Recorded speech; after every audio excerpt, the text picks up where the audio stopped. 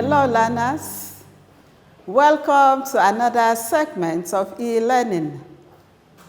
I am Mrs. Chinyo, and I will be taking government. Today's topic is separation of power. Now, the topic will be divided into two segments. The first segment, which I will be taking today, will be discussed under the following headings. 1. Definition of separation of powers. 2. Checks and balances in the separation of powers. 3. Relationship between separation of powers and check and balances. Now let us look at the concept, the meaning of separation of power. I want you to pay attention. Now, when you hear the word separation of power, this is what should come to your mind. It means that the three arms of government, that is the legislature, the executive, and the judiciary, should remain from each other in terms of function and personnel. I need not redefine the legislature because we had earlier taken a lesson on the structure and organs of government, and we deal with that extensively. For example, the legislature is expected and should have its staff and confers itself to law-making. That is, they should operate within the constitutional provision. Having said that, the executive, on the other hand, is expected to have its own staff and restrict itself to implementation or execution of policies and other activities that will lead to good governance of the country. The executive should maintain its work of policy implementation, while the judiciary should also have its staff and focus on interpreting the laws of the land and applying sanctions to individual cases that comes before it for adjudication. The judiciary, in the concept of separation of power, should not delve into legislative function, neither should it delve into executive function. Rather, it should confer itself as the Constitution has provided for it to perform. When this, that is, when separation of power is followed, it will ensure tranquility. When we say tranquility, we are talking about peace, we are talking about calm, we are also talking about quiet or quietness in governance. Separation of power will also protect as well as safeguard the liberty or freedom of citizens. That is the essence, or one of the essence, of separation of power. It isn't good for chaos or confusion in governance when the three arms of government do not restrict or stay within the jurisdiction of their function. With each running into one another, there will be confusion and there can be crisis. That is why the concept of separation of power is very important in modern governments. I want you to note that the essence of the concept of separation of powers between the three arms of government is to minimize abuse of power by any arm of government. There is this common saying in government that absolute power, that is when you give a person or a body or an institution complete or total power, the chances of man is that he will abuse the privilege. And that is where separation of power comes in, so that it will reduce to the barest minimum the tendency of abuse of office. The principle of separation of power was propounded or advanced by a French political thinker called Charles-Louis Montesquieu. It was Charles-Louis Montesquieu that brought about this concept or idea of separating the three arms of government in terms of their functions and in terms of their responsibility. Why?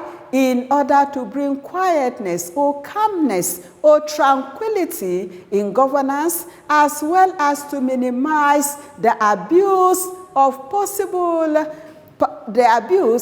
power in governance.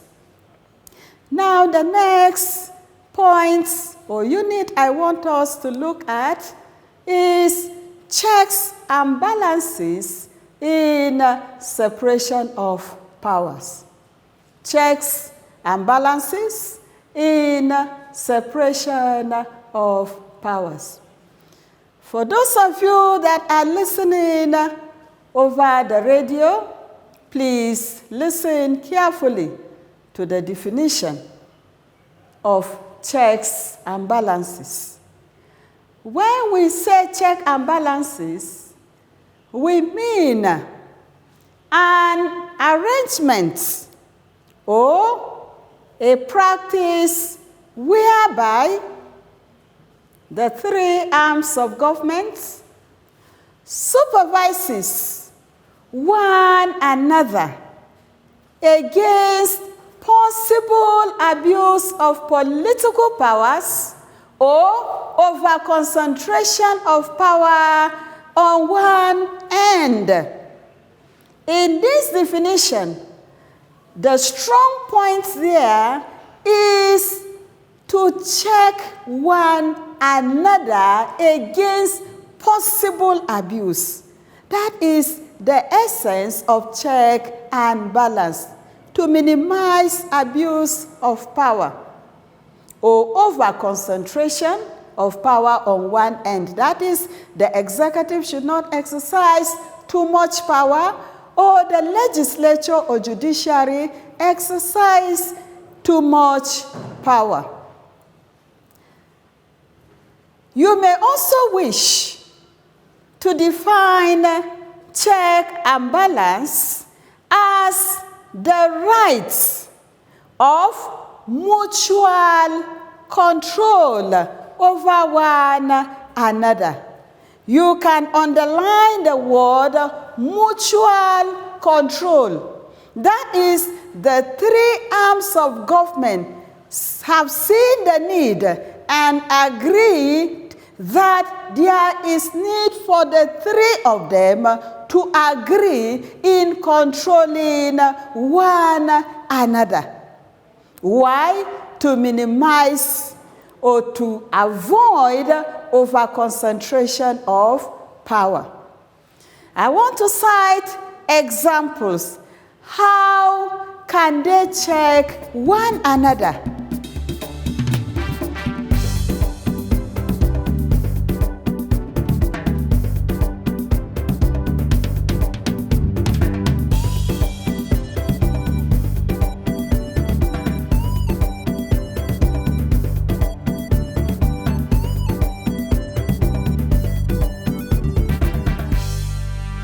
Can the judiciary, the executive, or the legislature check one another? The checks can be done through the following ways. Listen. Number one, The legislature is responsible for law making. But when these laws are made or formulated, the judiciary has to check it to see whether these laws are in agreement with the Constitution before it can be allowed. Before I go further, let me note that you know that the legislature has as its constitutional responsibility to make laws for us in the country. Now, when they make such laws, they cannot just give it out for implementation, but it has to be checked. And who does the checking? It is the judiciary that is saddled with the responsibility of checking the laws formulated by the legislature before it can be allowed. That is, if it is in line or does not violate any clause of the Constitution, then the judiciary will give the go-ahead or give a go-ahead as to the implementation of the law formulated by the legislature. If, however, the judiciary, in the process of checking the laws formulated by the legislature, realizes or discovers that the law is not in line with the Constitution or violates the Constitution, the judiciary will declare such laws unconstitutional and unacceptable. The judiciary will not accept that law because it goes against the Constitution. This action of the judiciary over the laws made by the legislature prevents the legislature from making laws that are unconstitutional. So every law that will be formulated by the legislature must agree with the Constitution. Now let's look at the check as exercised on the executive arm of government. The executive arm of government, for example, prepares the annual appropriation bill, which we commonly call the budget. When the executive prepares this appropriation bill, it cannot start its execution. That is, it cannot start implementing it until such an appropriation bill is submitted to the legislature for scrutiny and approval. It is not uncommon for you to hear every year that the executive is going to the National Assembly to present budget. Neither is it uncommon for you to hear that various government departments or parastatals or ministry go before the National Assembly to do what? To defend its budget. Now, that is an act of checking the executive to ensure that what they do is acceptable. So the legislature in that light is checking the executive. Now, there is another example on the executive being checked by the legislature. In Nigeria, for example, it is the president, that is the chief executive, who appoints all federal judges and other important officers. Other important officers like ministers, members of the diplomatic corps, that is diplomats. Learners, not too long ago, you heard that the president presented a list of diplomats to the National Assembly for approval. And they made their comments and sent it back to him to go and amend, change some names. Now that is a check on the powers of the chief executive. Let's take another example. Here, there's another example that I will just mention as a check and balance. And that has to do with checking the activities of the judiciary by the Executive Council.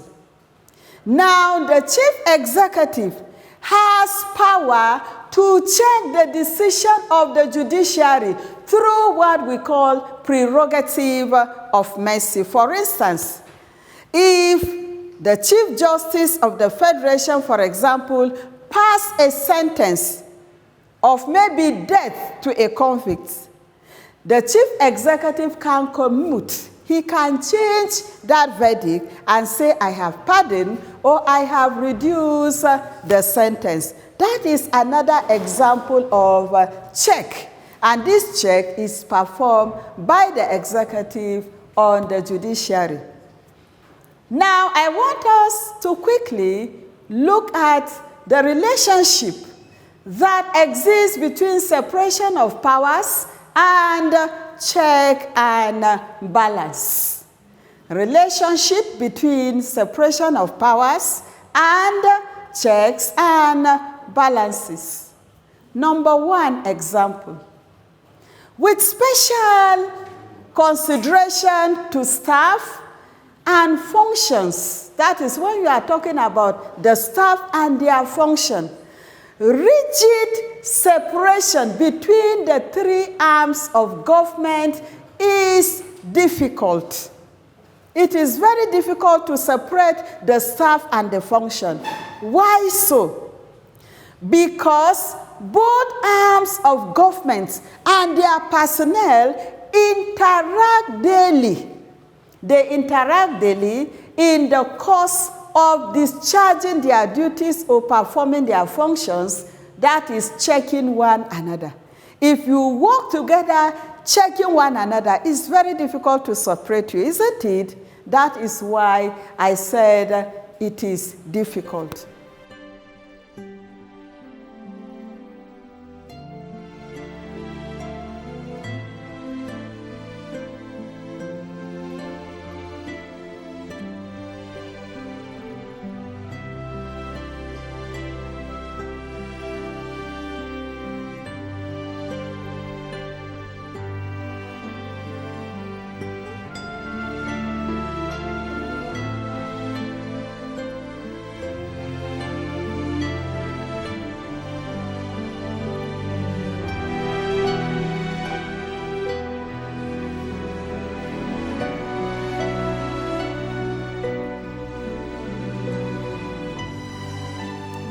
Number two, both concepts, that is whether you are talking about check and balance and separation of power, both, that is the two concepts, aim at achieving the same thing, which is minimizing abuse of office or privileges.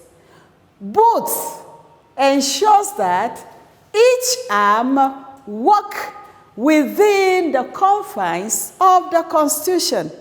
It is the aim of check and balances as well as the aim of separation of power to ensure that each arm work within the confines of the provision of the Constitution. What the Constitution assigned it to do, it ensures that they restrict themselves to performing such functions. Last but not the least, under the relationship, is that the two concepts, the concept of check and balances, as well as the concept of separation of power, work to ensure that the rights and liberties, when we say liberties or rights here, we are talking about freedom, isn't it, of the citizens are not abused but protected. The two concepts are trying to see that the liberty or the fundamental rights of citizens are not abused, rather protected. Before I end the lesson, I want to summarize what we have done so far, beginning with the definition. Separation of power, if you remember, I said, is an idea that works towards ensuring that the legislature, the judiciary, and the executive arm of government, in terms of functions, that is what they do, and their personnel remain separate. And I said that the concept of separation of power is to ensure that there is tranquility or peace or calmness in governance, so that government business can go smoothly, and also ensure that the citizens are protected, their rights are protected. And this concept of separation of power, I said, was introduced by a French political thinker by the name of Charles-Louis Montesquieu. Now, having said that, I also introduced another concept, which is check and balance. Now, what is check and balance? In summary, I said it is a mutual arrangement and agreement by the three arms of government to supervise one another in order to ensure that government business is carried out in an orderly manner and the fundamental rights of the citizens in the process is protected and not abused. Lastly, we looked at the relationship that exists between the concept of separation of power and check and balance. One, I said, when you are talking about separation of power, it will be difficult to have a perfect separation because both the staff, they work mutually. And their aim is to ensure that daily government business is performed as expected. Then secondly, I mentioned the fact that both concepts aim at minimizing abuse of power, while the third, I said, they want to maintain the liberty or freedom of citizens. Now, this is the summary of the lesson. Before I go, I want to leave you with the following assignments to keep you busy. Number 1A, what is separation of powers? I take that again. Number 1A, what is separation of powers? 1B, give the name of the French political philosopher that advanced the theory or concept of separation of powers in a modern state. I take that again. Number 1B, give the name of the French political philosopher that advanced the theory or concept of separations of power in a modern state. Number 2, define the concept of checks and balance. I take that again. Define the concept of checks and balance. When you are done with the assignments, send the answer to the following number: 081 04 74 2553. I come again. The number is 081 047 42553. The name is Mrs. Chinyo Juliana T. Thank you. See you in the next class.